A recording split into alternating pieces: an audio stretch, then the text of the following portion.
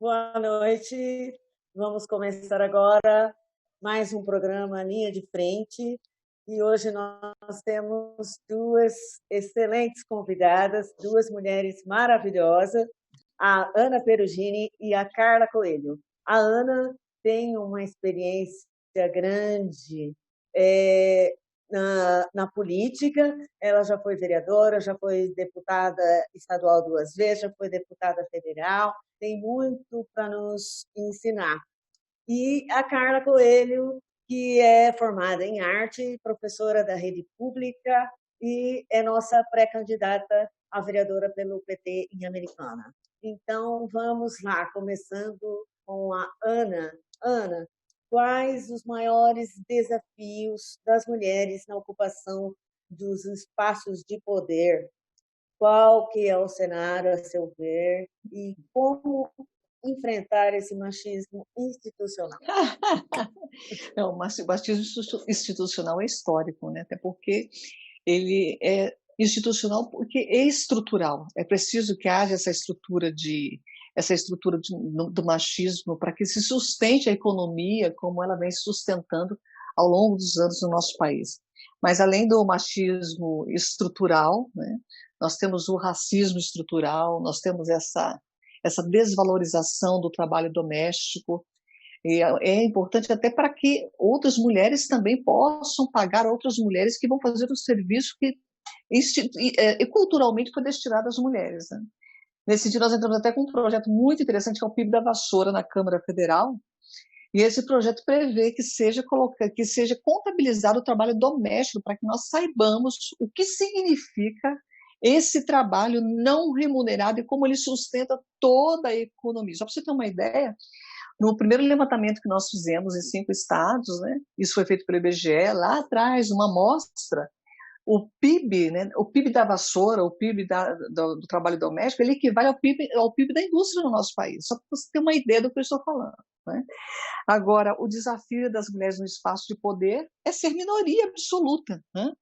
Há uma estatística científica que diz o seguinte: você precisa de no mínimo ser 1/4 ou 25% de um todo para que você consiga surtir efeito, né, no seu trabalho, para que se dê notoriedade àquilo que você está fazendo. Nós nunca chegamos a ser 25% em nenhum espaço de poder, né? Nenhum. No parlamento nós nunca chegamos a ser. Então, assim, até que você consiga fazer toda essa participação da minoria, eu ainda não vou nem falar da mulher negra, né, do índio, mas até do gênero, né, do gênero feminino, da mulher nesse espaço de poder, ela não consegue ainda se sedimentar. Aí você tem um desafio pessoal, né? Eu não sei se há um estereótipo, né, da competência no nosso país, né, nessa cultura. E o estereótipo da competência é gravata, né, paletó, né? Essa vestimenta é a vestimenta do poder. Aí você chega no parlamento, você destoa de tudo aquilo, né? Então, a mulher, quando ela fala com competência, quando ela fala com firmeza, ela é muito séria ou ela é bruta, né? Se ela fala com o jeito da própria educação mesmo, quando eu falo, as pessoas dizem: nossa, como você é doce. Eu falo: por que eu tenho que ser amarga, né? Por que existe um amargo, um doce para a mulher? Nunca se questiona o jeito que o homem fala. Nem o tom de voz do homem falar se questiona, né? Então, assim, há um estereótipo do poder, da competência no poder, que se cobra muito das mulheres.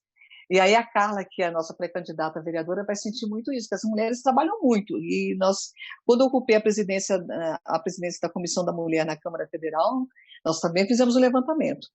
O número de proposituras apresentadas e aprovadas pelas mulheres é superior ao número de proposituras apresentadas por homens e aprovadas também. Então, além de nós apresentarmos mais trabalho, nós efetivamente, né, damos eficácia à apresentação, porque nós conseguimos aprovar os projetos. Só que isso não ganha notoriedade em função do nosso número no parlamento, nos espaços de poder. Eu estou falando nesses espaços de poder, pensando na chefia das grandes indústrias, não só no Brasil, mas no mundo. Quantas são chefiadas por mulheres, né? Então, esses espaços de poder, ainda é um local de grande privilégio para as mulheres que conseguiram alçar esse espaço, né? Então, aí tem um desafio de você se manter como você é, né? Por que eu tenho que dar soco na mesa, gritar na tribuna? Não é meu perfil fazer isso. E quem disse que isso está ligado à competência? Né? Normalmente nós educamos nossos filhos a ter um outro comportamento. Então eu espero, né, eu espero que mais mulheres ocupando esse espaço, e você é a nossa pré-candidata a prefeita na cidade de Americana, a Carla, eu espero que essas mulheres ocupando esse espaço de poder com o seu jeito, sem copiar nenhum estereótipo de poder, né, da competência do poder, que nós consigamos dar visibilidade a esse trabalho para que mais mulheres se sintam impulsionadas a ocupar esse espaço, porque cá entre nós, hein? Você viu agora há pouco eu com a minha filha aqui. Então, é sempre a mulher ainda acaba o espaço doméstico, e isso exige de nós um esforço muito grande para que nós tratemos com competência e responsabilidade o trabalho na esfera pública. Muito bom, verdade, viu? Ana, quando fui vereadora, você sabe que eu fui a única, né? Eu era uma mulher e mais 12 homens. E trabalhei muito mesmo, me desdobrei, né? Para Eu poder imagino. apresentar resultado, né? Porque o resultado também das mulheres é mais cobrado, né?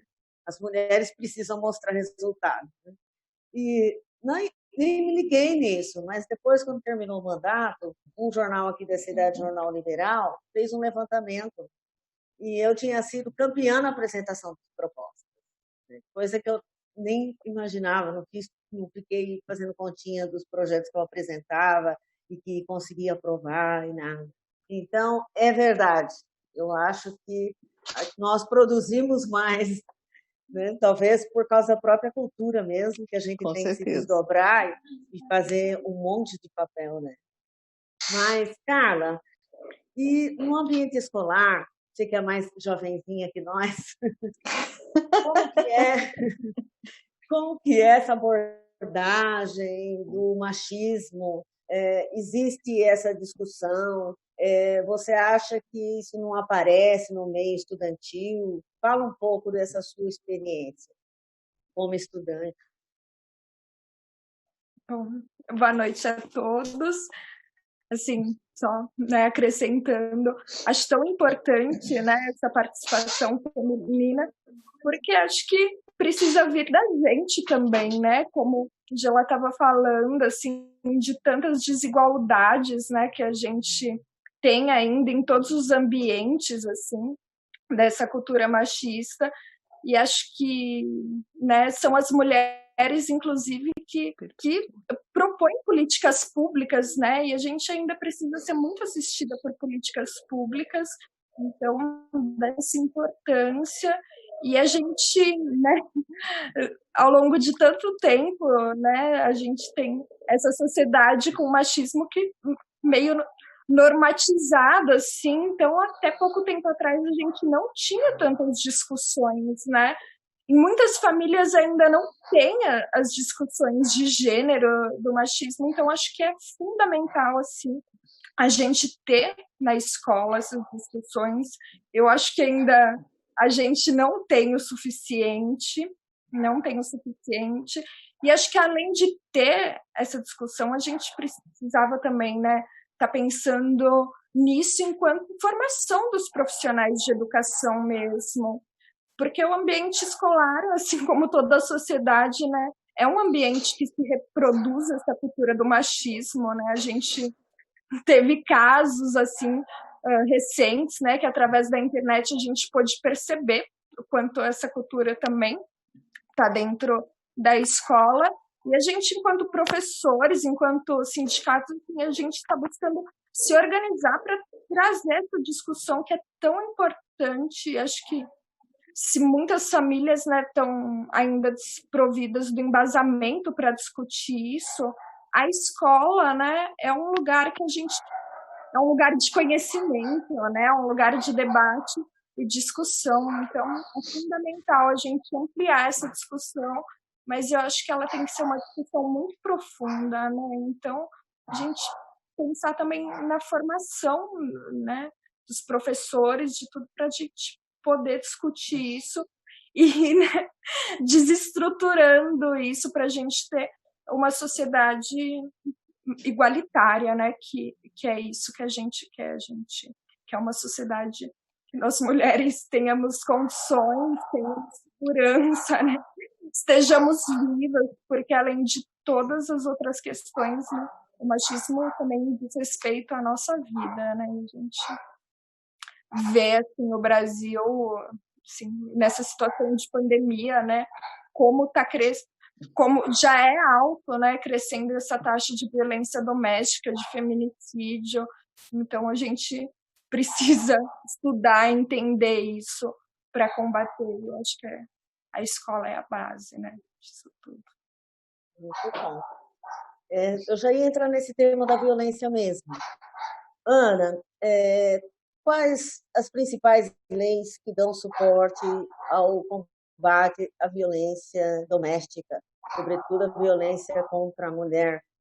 Como fazemos para utilizar essas leis, né, no combate à violência? E o que se pode fazer para melhorar em termos legais?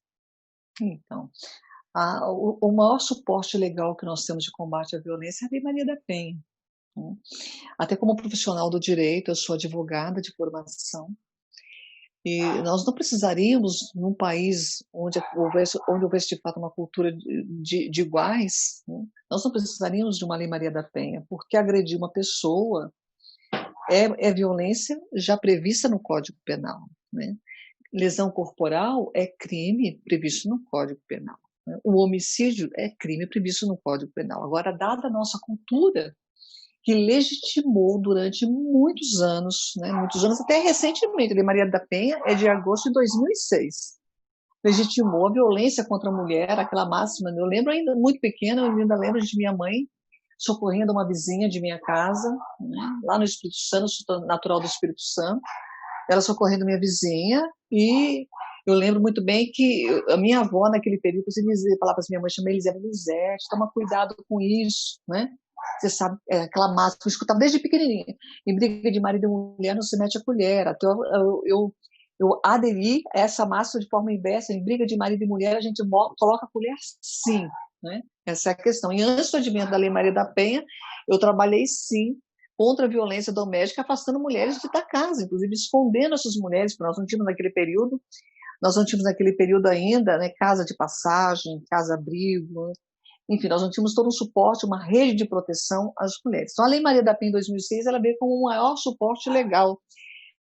É um suporte para, principalmente, mostrar à sociedade que há, sim, uma cultura de violência contra a mulher, e a maior prova disso foi a aprovação, né, recente, que eu penso que ainda nós temos que trabalhar muito para que haja aplicação efetiva de maneira muito horizontal, que é a lei do feminicídio, que é a morte, né, da mulher em função do ser mulher.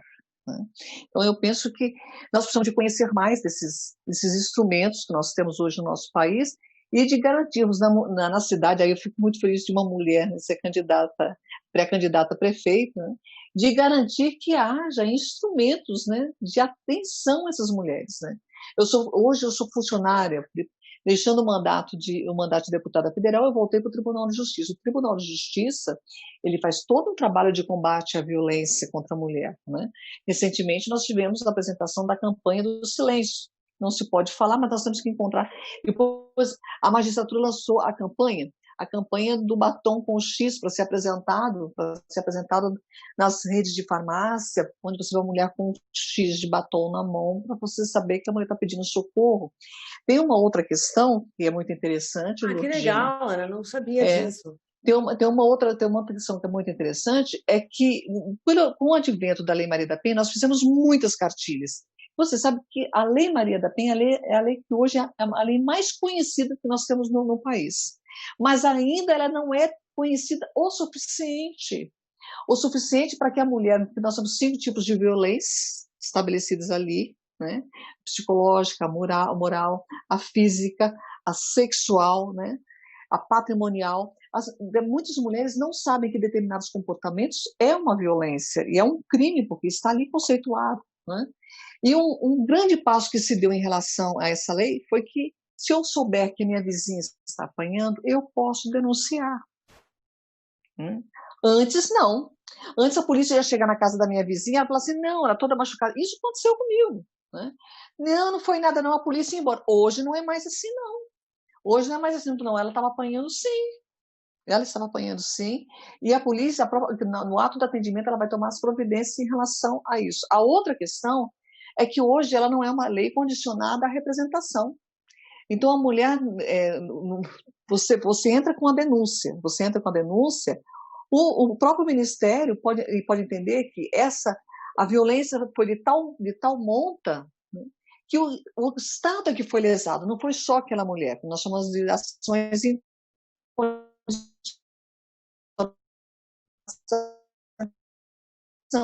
nós temos que pensar na Lei Maria da Penha, que ela tem ganhado cada vez mais força nesse combate à violência. Mas nós precisamos, antes de tudo, né, a professora Carla colocou com muita propriedade, nós precisamos desmistificar, né, esse ser feminino, dotado de toda a capacidade de ser livre, de toda a capacidade de viver em paz, sem violência, e que se submete, né, por anos e anos de cultura, né, a uma historinha de que um príncipe encantado que viria salvar a vida dessa mulher, né, pode se tornar o proprietário dessa mulher. Né?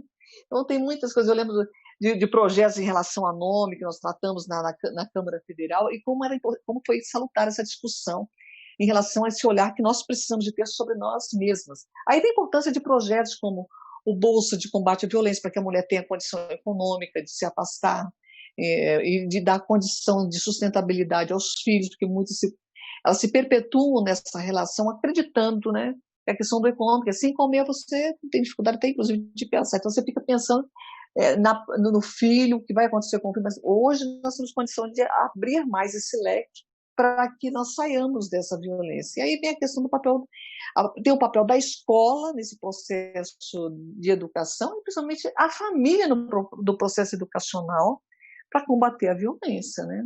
Um pouquinho antes de nós entrarmos na live, nós falamos de uma forma de educar, né? Eu estou achando maravilhosa a dica das minhas duas psicopedagogas aqui, que é menos estressante e surte um efeito maior. Né? Então, nós precisamos de trabalhar essa questão de que menina não nasceu para usar cor-de-rosa e menina nasceu para usar azul. Mas nós nascemos para respeitar a vocação e o desejo das cores que nós sentimos vontade de usar, e nós precisamos de aprender o cuidado e o respeito, tanto menino quanto meninas. Né? Eu conversava com a minha irmã de um trabalho que ela fez com bonecas, né? Que uma mãe não queria que o filho levasse a boneca para casa, ele aprendeu o cuidado, porque ele era menino, então não tinha que aprender a cuidar. Então, nós precisamos de começar a desmistificar como é que quando se aprende a violência, como é que nós desenvolvemos essa violência. A professora Carla falava do processo de educação, falando, uma menina que vê a mãe apanhando, ela está aprendendo o quê? Né?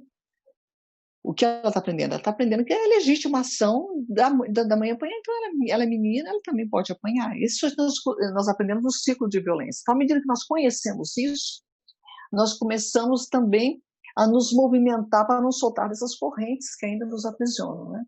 Então, é um trabalho em conjunto, Cultura só se rompe com outra cultura, né? Então, nós precisamos de uma cultura nova de igualdade, de fraternidade. Mas fica a dica ali, a Maria da Penha é o que nós temos de mais potente hoje, né? E aí a estrutura fica por conta de prefeitas, né? Principalmente prefeitos, governo de estado, que eu espero que um dia nós tenhamos um governo de estado com muita eficiência aqui para que nós tenhamos uma rede de proteção forte.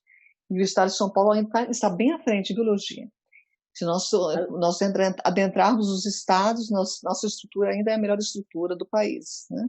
E o governo federal... E está longe de ser ideal, né? Está longe de ser ideal. E olha, essa questão do funcionamento, aí tem a questão, eu não lembro se foi a Carla falava da necessidade da formação, inclusive, dos profissionais da educação. Né? E eu penso logo também na questão da formação dos pais, pai e mãe, enquanto educadores também, aqueles responsáveis pela educação mesmo dos filhos, né? Mas institucionalmente eu recebi isso recentemente, não faz muito tempo, na Assembleia Legislativa, nós fazíamos eventos de cursos, e como eu era coordenadora da Frente de Defesa dos Direitos da Mulher, então as denúncias chegavam muito de perto para mim de casos de mau atendimento em delegacias da mulher. Isso por quê? Porque nós precisamos tirar de nós o machismo, essa cultura machista, A própria Lei Maria da Penha dá um testemunho, né? Ela dá um testemunho na sua história de que ela foi atendida. O que você fez para merecer isso? Né? Quem que merece sofrer violência? Né? Então, toda vez que uma mulher faz, ela apanha porque ela fez por merecer. Como é que é esse negócio? Então, nós temos que começar a desmistificar. Eu lembro muito do Mandela contando do racismo, como ele estava introjetado, a ponto de quando ele saiu da prisão, ele viu uma mulher branca pedindo, né, pedindo esmolas, né? Você, puxa, coitada, né? Branca, e se fosse um negro podia. Então, como é que está isso dentro de cada um de nós? Para que nós possamos romper com essa cultura. Falei demais, Ana, corta aí. Ana, não, mas você falou um negócio, você falou uma coisa interessante que parece sem importância, mas é muito forte, tem uma importância grande. A história de que menina veste rosa, menino veste azul. Eu acho que a menina pode vestir azul, mas se colocar a cor de rosa no bebê, as mães não conseguem fazer isso, porque vão achar o quê? Eu vou pôr roupa cor-de-rosa no meu menino. E eu fiquei pensando sobre isso, como isso é forte. Parece que é uma bobagem, mas é muito forte. Está assim, firme na nossa cultura. E o menino não pode vestir rosa. Olha como é que é um negócio. Eu tenho um cachorrinho aqui em casa que eu amo de paixão. Né? É um xodózinho esse bichinho. E o cobertorzinho dele é cheio de florzinha. E eu tenho um cunhado que fala assim, ele usa o tempo boiolando. Eu falei, o meu cachorro adora florzinha e é cor de rosa. E tem uma fronha pink. Qual que é o problema? É meu cachorro. Deixa o bichinho, porque até nos animaizinhos eles querem estipular que tem que ser azul, que tem que ser não sei o quê. Mas, gente, o que é isso? Olha que negócio sério que é isso. Só rindo mesmo. Impressionante. Rapaz. Impressionante o negócio. Tão sério, né? Que a gente tem uma ministra, assim, suposta ministra da mulher, que reforça essa ideia, né, no governo e é muito complicado. E a Ana também falando da Lei Maria da Penha, né? Hoje eu vi que se tornou lei, assim, da deputada Maria do Rosário, a ampliação, né, diante de tanto do aumento da violência na pandemia, da ampliação da lei agora, atendendo crianças, idosos, pessoas com deficiência, também de garantir que a mulher assim seja examinada no local em casos, né, de estupro, assim. Então, acho que a gente vê tanta diferença, né,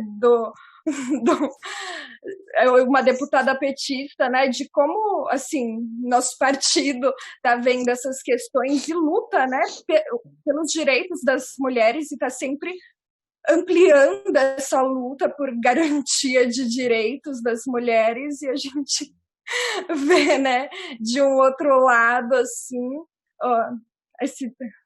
o reforço, né, do machismo e da opressão, assim, simbólica, né, de falar que meninas têm que usar rosa e meninos têm que usar azul, e mesmo, né, de uma figura presidencial, assim, misógina e homofóbica. Assim. Mas então, ainda bem que agora os homens estão aderindo, inclusive as camisas de flores, nós estamos quebrando muitas cores, né? Muitas coisas que antes só mulher podia isso, homem só podia aquilo, mulher não podia aquilo e aquilo outro. Né? Isso está sendo quebrado. Você sabe que uma coisa que eu torço muito para que um dia aconteça? Torço muito para que gravata e terno não seja vestimenta obrigatória dentro do parlamento. Porque é uma couraça, né? Uma couraça que se coloca ali. Uma couraça, eu fico muito isso, inclusive quando teve um projeto para mudança para permitir ou não se entrar, tipo, se o povo podia entrar de tênis, se não podia entrar de tênis, como é que é a sua altura de gente, vamos parar com esse negócio, casa do povo. Mas você vai dizer que as pessoas não podem entrar de tênis, né? Então a gente fez todo um movimento. E dentro do plenário, o homem só entra, inclusive você pode, se você tiver de camiseta, você tem que colocar uma gravata e um paletó por cima.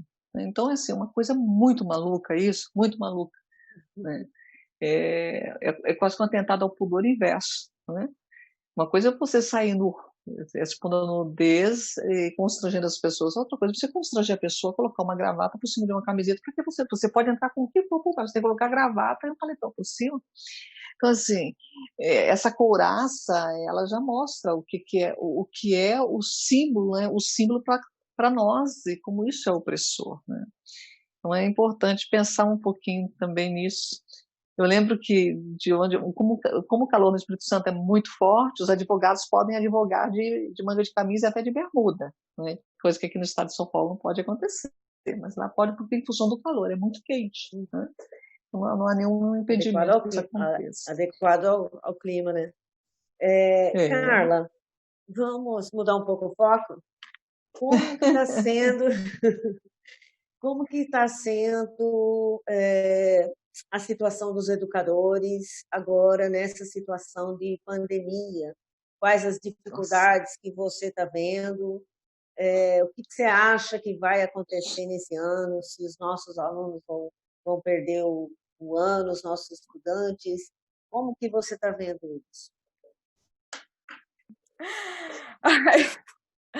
Olha, assim, eu enquanto professora, né, acho que a gente tem uma série de problemas, assim, e acho que todo mundo está experienciando algum tipo de dificuldade, de problema, mas eu acho que a situação dos professores também é bem complicada, assim, e claro que todo mundo está tendo que se adaptar, mas acho que um ponto muito importante, assim, é a falta total de auxílio, assim, eu trabalho, né, no estado, então a gente, assim, tá tendo que se virar sem condições de trabalho, né, eu digo, condições de ferramenta mesmo, assim, porque é imposto para a gente que a gente, né, prepare aulas online, atividades e assistam centro de mídias, assim, sem nenhum respaldo de material, assim, de um celular, um notebook, coisas que são fundamentais, até mesmo de internet,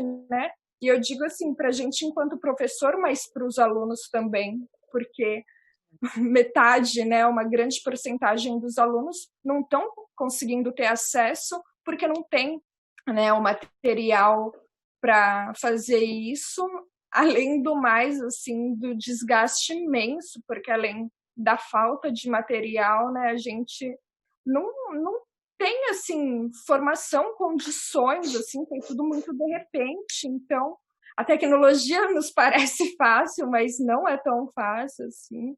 Eu ainda, né, sou um pouco mais jovem, mesmo assim encontro dificuldades, muitos professores, assim, com dificuldades tecnológicas, assim, de aprender mesmo, e sem material, sem condições, além do acúmulo, né, a gente, assim, tá trabalhando, assim, muito mais, né, além, né, de estar preparando todo esse material, estamos tendo funções, assim, muitas funções de busca de alunos que não seria a nossa competência, de pesquisas, de preencher formulário, assim. Então, um processo muito desgastante, sem apoio, né? Sem respaldo. Então, acho que um governo que não nos dá respaldo, acho que a gente está encontrando muitas dificuldades. E os alunos também, não tenho dúvidas, famílias, assim, para se adequar a essa realidade, mas eu acho que o governo, assim, tem que arcar com essa competência de dar condições materiais para professores e alunos poderem continuar, né, assim, essa ligação com a escola, esse estudo de forma remota, por enquanto, que é a saída, né, não é o ideal. Assim, eu tenho uma visão de que educação precisa ser presencial, né, a partir dessa troca, mas por conta disso tudo é a maneira que a gente está encontrando e a gente se esforça muito, né, para que isso continue, mas falta muito respaldo, assim, professores estão num desgaste imenso, né, muitos trabalhando em tempo integral, assim, por ter também que disponibilizar, assim, até seus meios particulares, assim, quando os professores não estão, né, utilizando seu número pessoal e fazendo, assim, numa jornada excessiva. Então, a gente não está sendo respeitada a nossa jornada de trabalho, a gente está bem sem respaldo. E eu acho que, assim, nesse momento, o importante, né, é a gente garantir a saúde, né, dos nossos alunos e da sociedade, assim. Claro que a gente queria estar de volta no presencial, mas acho que, né, também a gente não pode ter um retorno imprudente, né, como está sendo proposto, assim, está sendo proposto provavelmente por alguém que nunca entrou numa sala de aula, assim, porque esse plano de retomada, a meu ver, assim, é irreal. Eu trabalho com criança, sei que é sem condições, mas eu acho que a gente precisa de apoio, assim, e a prioridade mesmo é manter vivo e seguro, né, nossos alunos e suas famílias, porque se a gente não estiver vivo, né, a gente não tem mesmo como completar ano letivo. Exatamente. E acho que é um pouco por aí. Carla, para continuar um pouquinho nesse tema da educação, os professores, os educadores sentiram alguma pressão em relação àquela fala de Bolsonaro, de ideologização da educação, não pode falar certas coisas porque é uma política de esquerdista, porque está querendo fazer a cabeça do aluno. Houve um certo desconforto dos educadores por conta disso?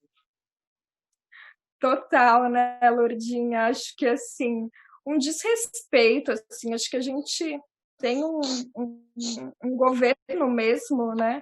Eu acho que muito mais do que ele diz que isso seja ideológico é ele, né, de querer cercear o direito a conhecimento, a pensamentos plurais, assim, falando que o professor não pode debater temas dentro da sala de aula. E acho que, assim, é um governo, assim, de desrespeito total, assim, a gente ter... Eu sinto como professora que a gente enfrenta isso em todos os âmbitos, assim. A gente teve um ministro agora que saiu, né, que é um exemplo, assim, de desrespeito com os professores, com a educação, assim, um ministro da educação, né, que deixa um legado de destruição, né, da educação brasileira em todos os âmbitos, de desrespeito com os professores, né? Quantas vezes a gente não viu esse governo desrespeitar os professores? A gente experiencia isso também no governo estadual, quando a gente tem um governador que fala, nem lembro mais o que ele falou, que o professor não trabalha, fica bebendo suco de laranja, né? Ou quando manda a polícia, né, espancar os professores que vão lá pedir por os seus direitos na Assembleia. Então, assim, eu acho que a gente vive, assim, nesse momento, um momento muito grave de desrespeito, e que a gente precisa combater, e a gente combate isso, né, junto com a população, né, e acho que mudando esse governo que é desrespeitoso com os professores, logo com os alunos, né, que com toda a instituição, e acho que a gente tem chances agora, né, em âmbitos municipais, da gente buscar governos que respeitem, né, a educação. Isso é primordial, é a base, né? Perfeito. Ana, eu quero agradecer a participação da Fátima Augusto, que está nos acompanhando, e a Fátima está pedindo para você comentar um pouco sobre o projeto Economia do Cuidado. É o PIB da vassoura, mas eu quero falar um pouco ainda, viu, Fátima? Você vai aguenta só um pouquinho. Eu estou cantando Elis Regina aqui, ó. Você conhece essa aqui, ô? Lourdinha? O Brasil não conhece o Brasil. A Elis Regina está mais viva que nunca hoje.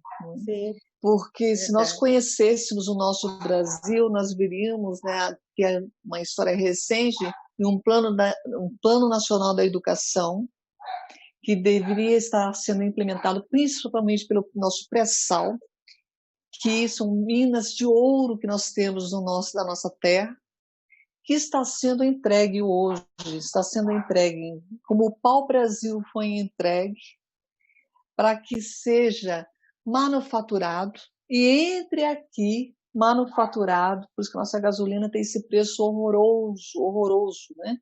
Assim, e parte, eu lembro que nós fizemos toda a campanha para que parte do pré-sal fosse colocado principalmente onde? Na educação, porque era para ser colocado todo na educação daquilo que nos caberia enquanto Petrobras. Né?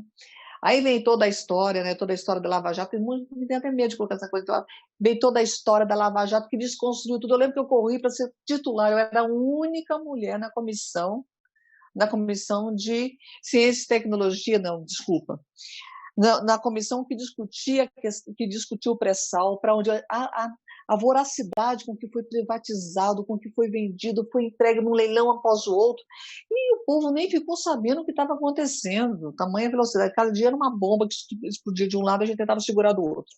Mas assim, nós ficamos sem recursos para garantir uma educação pública de qualidade. Quando eu cheguei, falei assim, gente, o FIES tem que ser decrescente e não crescente, porque nós temos que ter escolas públicas de qualidade para todas as pessoas. Aliás, essa ideia de que projetos sociais são projetos para os pobres é uma coisa que nós precisamos de trabalhar na nossa cabeça, porque nós precisamos de conviver juntos, né? Então, a escola pública é para todo mundo, é uma forma de garantir oportunidade igual, né? E a gente não viu isso acontecer e agora nosso pessoal está indo embora.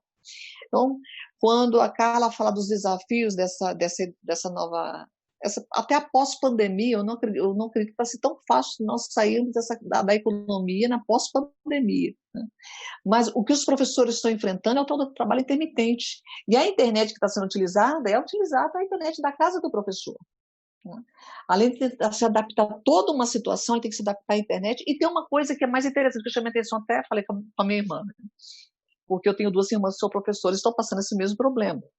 Nós estamos com as lives, com as nossas reuniões com os Zoom, e os professores estão trabalhando em plataformas e plataformas. Né?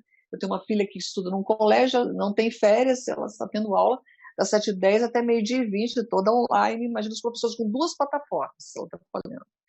Então, o que está acontecendo? A mentira. Né? Mas você tem que mostrar, ou você tem que preencher um monte de formulário, porque senão o professor não está mostrando que está tendo aula.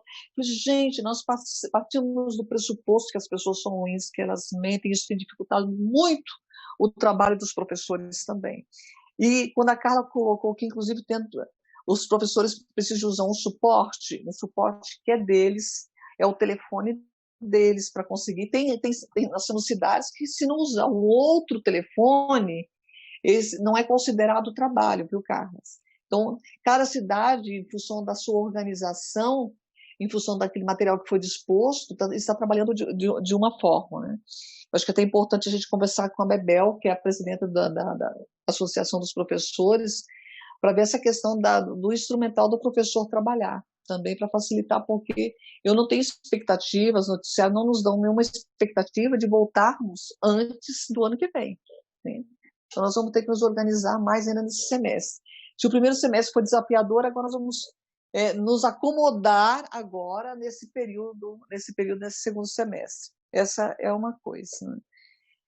A outra coisa é a lei da mordaça. Né? Por que veio essa tal da lei da mordaça? Eu não sei se houve uma percepção. Eu fico imaginando assim, como é que uma figura... Né? Eu lembro da campanha para deputado federal, quando fala assim, você de onde você? Não, eu vou votar no Bolsonaro, mas eu não sou candidata à presidência, eu sou candidata a deputada federal, né? E a pessoa se chocava com a minha calma para mostrar que ela não estava nem se ouvindo.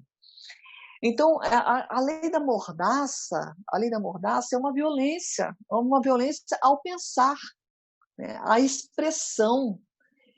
E aí, quando volto para Elis Regina, que o Brasil não conhece o Brasil, não vive o Brasil, é que não se para pensar, né, naquilo que está sendo tramado. Né? Então, eu acredito que esse período, né, esse período que foi, eu entendo como uma lavagem cerebral. Né? Gente, é impossível que tenha gente que pense dessa forma ainda, né? Mas, dada a história, né, a história de construção da nossa... Porque uma nação não se constrói só com a economia, se constrói com o pensamento. Né? Qual o pensamento que construiu a nossa nação? Né? Aqui, A iniciativa privada, ela é idônea, ela sonega impostos, né?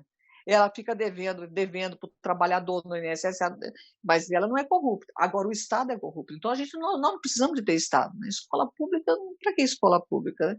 Para que SUS? Nós temos que fazer uma defesa imensa do SUS. Então, essa questão do papel da política na vida do cidadão, ele precisa de ser trabalhado também dentro da educação. E eu lembro numa greve histórica dos professores, nós estávamos discutindo a maioridade penal, né? E eu lembro da greve, e ali a Avenida Paulista lotada de professores. Eu falei, caramba, eu vou falar da maioridade penal aqui, eu tenho certeza que isso vai dividir a opinião aqui, porque grande parte dos professores era a favor da diminuição da maioridade penal.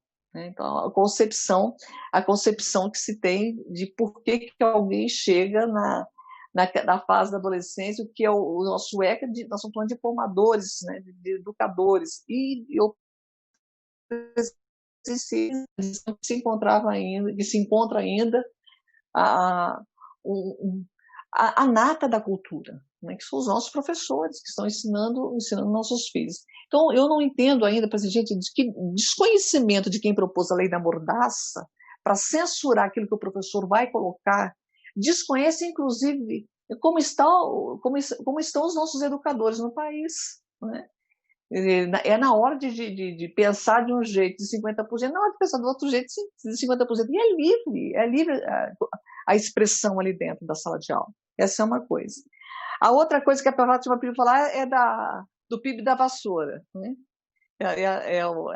O PIB da vassoura foi esse projeto, até a nossa deputada Benedita, na época, que é a nossa pré-candidata a prefeita lá no Rio de Janeiro, né? Ela falou assim, Ana, nós devíamos ter discutido essa lei antes da lei da empregada doméstica, porque isso traz visibilidade a esse trabalho não remunerado e que estrutura a nossa economia na sociedade. Porque é isso, é o trabalho que não se contabiliza. Então, assim, e todo só resto, falando de uma maneira muito simples. E todo o resto não funciona se não tiver o trabalho doméstico. O marido não vai trabalhar, os filhos não vão para a escola. E você sabe que se nós conseguíssemos contabilizar, porque é o seguinte, o homem não é cozinheiro, o homem é chefe. Né? Então, assim, nós precisamos de... o homem não é costureiro, ele é um alfaiate. Então, quando nós conseguimos colocar nos is com o PIB da vassoura, né? Aí me perguntava, até mesmo dentro do mandato, a Fátima conhece bem a assessoria, como trabalhava, mas por que adianta a PIB da vassoura só para dizer que o trabalho da mulher é que estrutura o trabalho da sociedade? Eu falei, por que a dona de casa não pode se aposentar? Por que uma mulher, quando pergunta assim, qual que é o seu trabalho? Eu não trabalho, eu só fico em casa, eu trabalho em casa. As mulheres têm que começar a olhar com dignidade em relação a si mesmas. Né? Então, essa era a função desse projeto, que, aliás, eu não sei se vocês sabem, eu vou contar um negócio para vocês. Quando eu apresentei o projeto, eu recebi uma equipe do IBGE. A equipe do IBGE todinha foi me procurar, foi uma equipe. Né? Nessa equipe de 5 tinha uma mulher. E eles diziam, olha, deputado, o teu projeto é brilhante, mas nós não temos condição econômica de aplicar um projeto desse. Né? Veja, a bancada ruralista, né, fez todo uma levantamento, patrocinou através de emendas, todo um trabalho de levantamento de como estava a situação do agronegócio no nosso país, mas nós não temos condição econômica de fazer esse levantamento. Né? Então, assim, tudo gira em torno do econômico, e a questão do trabalho doméstico ser atribuída à mulher não é porque nós somos a maior vocacionada de cuidar das coisas. Aliás, uma das coisas que nós devemos fazer no seu programa, viu, Lojinha, é parar com esse negócio de que a mulher consegue pensar um monte de coisa ao mesmo tempo, consegue tomar conta da máquina de lavar roupa e do tanque e do fogão ao mesmo tempo. Parar com esse negócio, porque nós somos seres humanos. Pode ser que os nossos emaranhados de fios, como dizer, a mulher pensa um monte de coisa, o homem não, tem que fechar uma caixinha e abrir outra. Sinceramente, eu vou falar uma coisa para você, minha cabeça funciona com caixinha. Esse negócio de falar que uma mulher consegue fazer um monte de coisa ao mesmo tempo, eu não consigo. Não sei por que fala que a mulher aguenta fazer tanta coisa. Né? Então, tem coisas que a gente vai recebendo como elogios, e que não são elogios. São correntes que estão nos aprisionando. Né? E o PIB da vassoura vem para dizer isso. Olha a importância do trabalho doméstico. Por que esse negócio aqui não tem aposentadoria?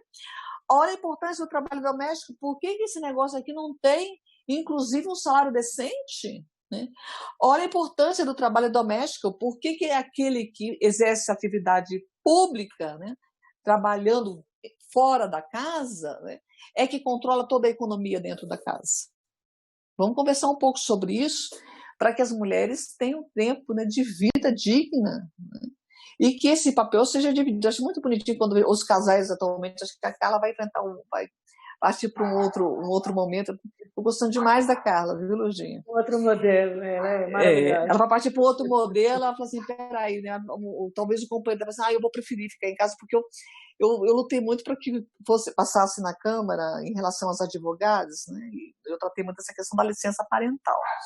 Então, eu defendi o tempo todo que homens e mulheres elas precisam de ter o mesmo tempo com os filhos, né? Eles decidem quem é que vai ter esse tempo, né? E para as mulheres, ainda enquanto advogadas, nós conseguimos fazer a modificação no Código Civil e no Estatuto da Ordem dos Advogados do Brasil, para que as advogadas autônomas tenham a suspensão dos prazos processuais por ocasião do parto. E aí já emendou, um outro deputado fez uma emenda para que o homem advogado ele tem o direito a um período de 8 dias. Né? E eu fico sempre imaginando, o homem é de 8 dias, a mulher é de 30 dias. Assim, sempre há um lapso maior em relação à mulher, e não está algo que os dois, né, pai e mãe, possam discutir de quem é que vai ter o primeiro tempo, porque eu não sei se vocês sabem, mas o direito à amamentação é da criança. Então, esse tempo precisa ser preservado em relação a mãe e filho, né?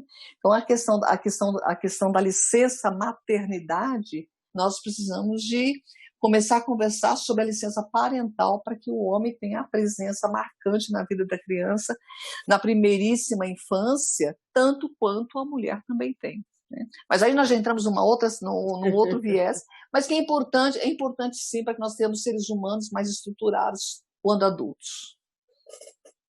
Muito bom. Carla, a cultura tem diversas formas de abordagem, a arte engloba muitas linguagens diferentes e de forma a passar uma mensagem de uma forma lúdica e compreensível. E tanto os professores como os artistas, de uma forma geral, são sempre desvalorizados, né, pelos governos neoliberais. E no caso desse governo, então, fascista do Bolsonaro, muito mais ainda, né? Os artistas estão sendo perseguidos e professores intimidados, né? Como a gente já comentou aqui. Como você vê a importância da arte na vida das crianças e dos jovens, na formação deles? Bom, Lurdinha, eu, assim, como professora de arte, vou defender, e eu falo isso em todos os lugares que eu passo, assim. E a gente realmente tem muita desvalorização, né? Mesmo da arte, assim, enquanto disciplina letiva, né? Como se fosse uma coisa superficial, mas acho que a arte, né, ela é fundamental para a gente se expressa através da arte, assim, desde os primeiros povos, né, através da dança, através da produção, assim, então, através da arte que a gente se expressa, que a gente vive, né, e a arte é fundamental nas discussões, assim, acho que uma linguagem, né, de fácil reconhecimento, que as pessoas se identificam. Então, acho que a arte é fundamental e realmente a gente, né, sofre um ataque constante. E acho que a arte é uma coisa assim, né, muito de vanguarda à frente e que traz essas discussões que são necessárias. Então, acho que a gente precisa ter essa valorização da cultura e da arte como forma de diálogo, como forma de expressão, de sobrevivência. A Ana maravilhosa aí falando e cantando Elis Regina. Então, a arte, assim, salva, né? A arte salva, a arte instrui, a arte dialoga, e acho que é um meio, assim, que atinge a todos, né? Quem não se identifica com alguma linguagem da arte, seja a música, seja qualquer tipo de arte, a dança. Então, acho que a gente precisa dessa valorização da arte e dos artistas. E, né, a gente pode ficar aqui horas falando, né, de tudo que vem acontecendo nesse governo fascista, que a gente está vivendo, e acho que a gente precisa resgatar essa importância em todos os ambientes, inclusive na sala de aula. Obrigada. Gente, o tempo passou voando que eu nem percebi. Nós já estamos... Nós estamos aqui já com 2 minutos para terminar. Eu peço, então, para a Ana fazer das suas palavras finais, e depois eu passo para a Carla e a gente encerra o programa. Já quero deixar meu agradecimento pela presença de vocês e por essa conversa maravilhosa que nós tivemos. Ana. Aí eu quero começar encerrando, agradecendo a você, Lurdinha. Agradecendo a você, agradecendo a Denise, agradecendo a Carla, a oportunidade de conhecer vocês. E fico muito feliz que a Carla tenha aceitado esse desafio de ser pré-candidata a vereadora para o PT na cidade Americana.